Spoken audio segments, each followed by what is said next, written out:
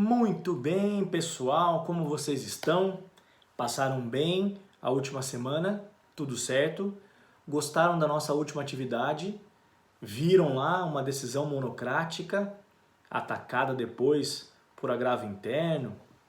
Muito bem, espero que vocês estejam acompanhando bem esse conteúdo. O nosso vídeo de hoje, aliás, os nossos vídeos de hoje, vão tratar de um recurso extremamente agradável, de fácil compreensão, que tem um mecanismo, uma finalidade bastante peculiar nos recursos do processo civil. Chegou a hora de estudarmos os embargos de declaração, também chamado embargos declaratórios. Esses embargos de declaração, nós já sabemos, visam corrigir eventuais omissões, eventuais contradições, obscuridades. Não é um recurso infringente, não é um recurso que queira mudar a decisão. É um recurso que quer encontrar a integração de uma decisão, não mudar o seu conteúdo. Obviamente, se houver o recebimento e o provimento a esses embargos, pode ser que o esclarecimento daquela omissão, obscuridade, contradição, venha a modificar, mas o que se busca com os embargos não é esse efeito infringente, essa forma de mudar a decisão. Quem quer mudar a decisão usa outro recurso. Esses embargos de declaração nascem na sistemática recursal brasileira por conta de uma garantia constitucional. Nenhuma lesão ou ameaça de lesão será afastada da apreciação do Poder Judiciário. Obviamente, essa apreciação pelo Poder Judiciário tem que ser clara e precisa.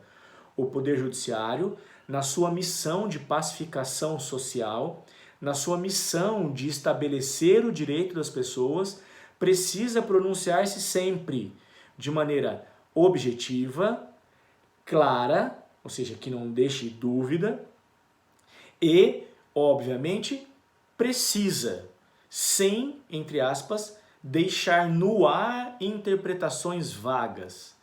A ideia é que qualquer decisão judicial, quer seja interlocutória, quer seja sentença, quer seja decisão monocrática dos tribunais ou decisões colegiadas por meio de acórdãos, todas essas decisões, todos esses pronunciamentos judiciais em qualquer esfera, tanto no processo civil, quanto no processo penal, quanto no processo trabalhista, em qualquer esfera, as decisões judiciais têm que alcançar a clareza e a precisão.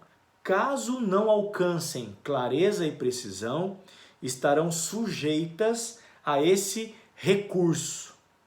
Bom, chamado embargo de declaração, durante um bom tempo, principalmente nos anos 70, 80, alguns doutrinadores à época questionavam se os embargos eram recurso ou não eram recurso. Por quê? Porque o recurso sempre teve aquela conotação de interposição no ACO, julgamento pelo adquém. Mesmo no caso de agravo no instrumento, quem avaliava era o tribunal, enfim. E os embargos sempre foram uma petição, sempre foram uma via de atividade, né, de atuação das partes, no sentido de reiteração, de voltar-se para o próprio julgador, para quem manifestou aquela decisão judicial. Então, muitos doutrinadores questionavam, seriam os embargos de declaração recursos? Bom, isso já caiu por terra há muito tempo, ninguém discute mais, obviamente os embargos são recursos, sempre foram, e a partir de 2015, se alguém tinha alguma dúvida, não tem mais por que ter dúvida. A partir do 1022 estão os artigos que tratam, que cuidam dos embargos de declaração. Então, como conceito, embargos de declaração são uma espécie recursal voltada ou com a finalidade de integrar as decisões judiciais. Qualquer decisão judicial, decisão interlocutória, sentença, decisão monocrática, e acórdão, decisões colegiadas de quaisquer tribunais. Então pode ser da primeira vara civil, pode ser do TJ de São Paulo, pode ser do STJ, pode ser do STF, qualquer decisão judicial tem que ser clara e precisa. Se não for clara e precisa, estará sujeita à oposição de embargos de declaração. Eu já disse a vocês que o termo técnico correto para nos referirmos ao manejo desse tipo de recurso é a palavra oposição de embargos.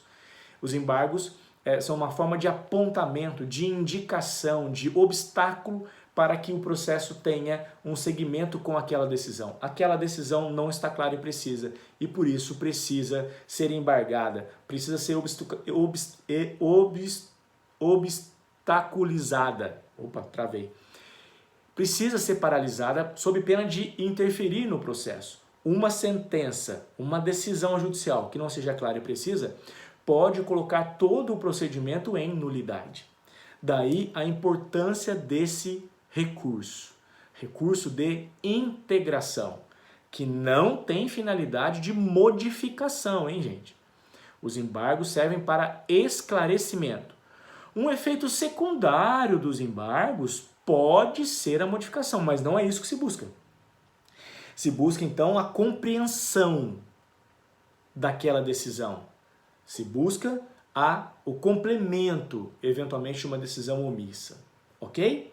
Então, a partir do 1022, nós temos os embargos de declaração com essa finalidade de integração de decisões judiciais. Então, vamos lá. Diz o artigo 1022. Os embargos de declaração são cabíveis contra qualquer decisão judicial para 1. Esclarecer obscuridade ou eliminar contradição. 2. Suprir omissão de ponto ou questão sobre a qual devia se pronunciar o juiz. E 3. Corrigir erro material. Não se preocupem, todas essas questões são de fácil compreensão para nós. Nós sabemos o que é uma decisão obscura, não é? Uma decisão obscura é aquela que não é clara, aquela que não é totalmente compreensível. Uma decisão contraditória é aquela que é conflitante entre si. Na contradição, nós temos a falta de coerência. Na obscuridade, nós temos a falta de clareza. A decisão não é clara na obscuridade. E na contradição, obviamente, ela se contrapõe, falta coerência. Ok? Então, quando uma decisão é obscura, é porque, obviamente, falta-lhe clareza. Quando uma decisão é contraditória, é porque lhe falta coerência. Os pontos são controversos, são opostos, contraditórios. Já demos vários exemplos, não é? Em que o juiz, por exemplo, numa sentença, começa lá no relatório e passa ao fundamento. O autor bem se desincumbiu do ônus da prova, deixando clara a conduta e o nexo de causalidade entre a prática do réu e o resultado sofrido. Obviamente, o réu é o causador do dano e por isso merece repará-lo. Diante disposto, julgo improcedente. Como julgar improcedente se durante todo o fundamento ele está induzindo ao raciocínio que o autor é o vencedor da lide? Obviamente, há uma contradição entre o fundamento e o dispositivo da sentença nesse exemplo. Ok? Então, falta coerência nessa decisão. Mas também pode ser uma obscuridade.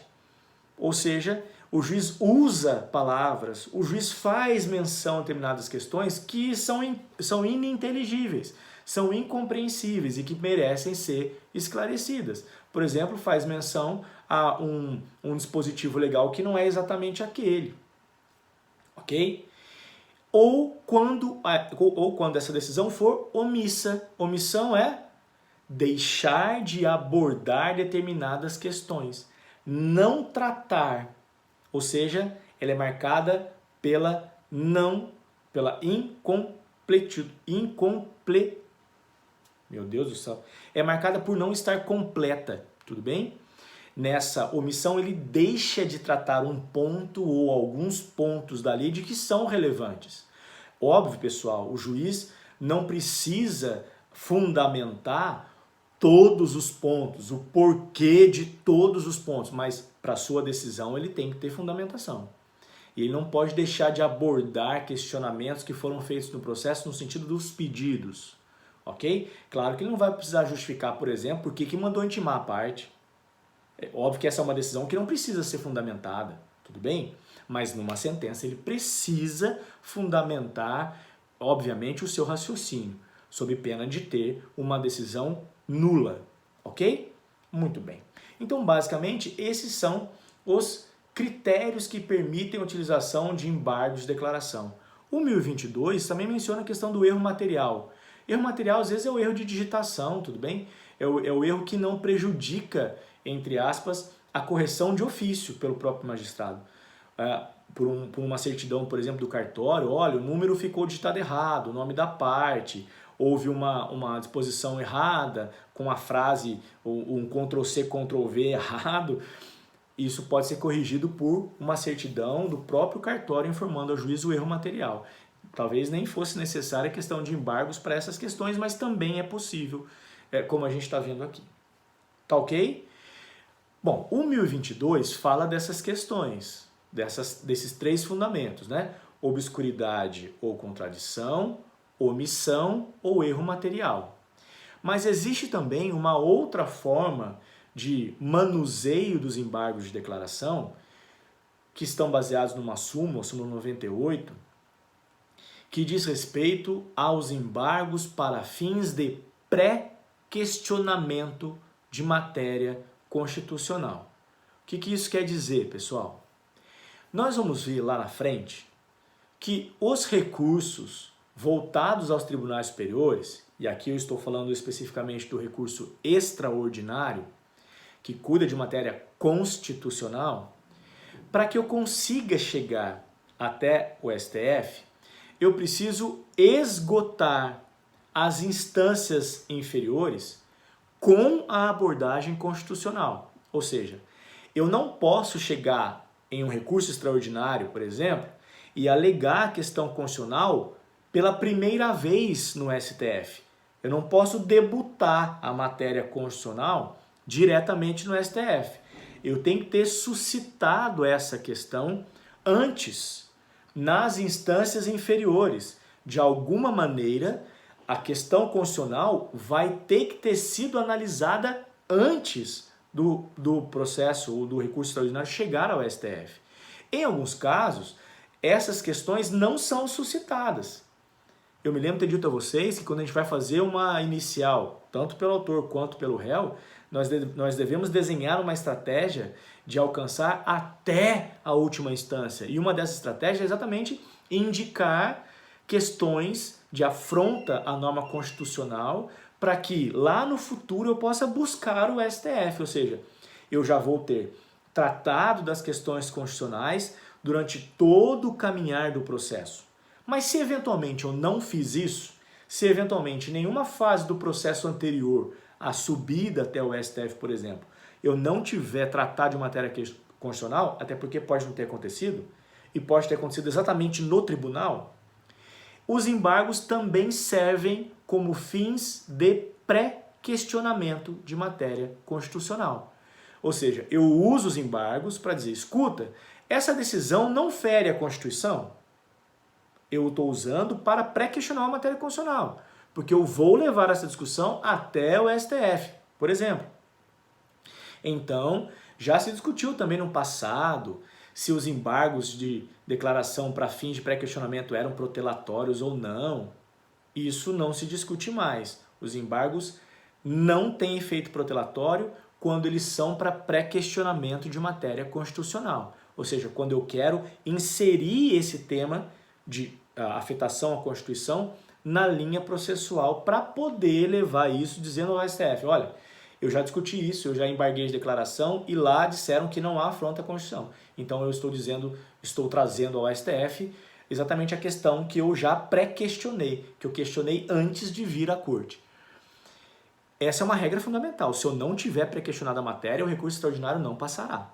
Eu não posso inaugurar a questão constitucional no tribunal. Ela tem que ter vindo de baixo. ela tem que ter sido abordada nas instâncias inferiores. A gente vai estudar depois do curso extraordinário e a gente talvez retome isso. Mas, só para ficar claro, os embargos, além dessas hipóteses do artigo 1022, também serão utilizados para fins de pré-questionamento da matéria constitucional. Isso é simulado, pacificado, não tem nenhum problema com relação a isso já há muito tempo, ok? Então vamos dar uma paradinha aqui, o pessoal pediu para fazer uns vídeos um pouco mais curtos, então eu vou encurtar esse vídeo aqui e a gente volta já já na sequência com mais embargos de declaração, que é um recurso também muito utilizado, não só no processo civil, mas em vários. Claro que a gente está estudando a estrutura que o Código de Processo Civil traz para nós, que também se aplica a vários outros, ok? Então até daqui a pouco, pessoal, não saiam daí, hein? Vamos para a sequência que esse assunto é muito interessante. Até daqui a pouco. Tchau, tchau.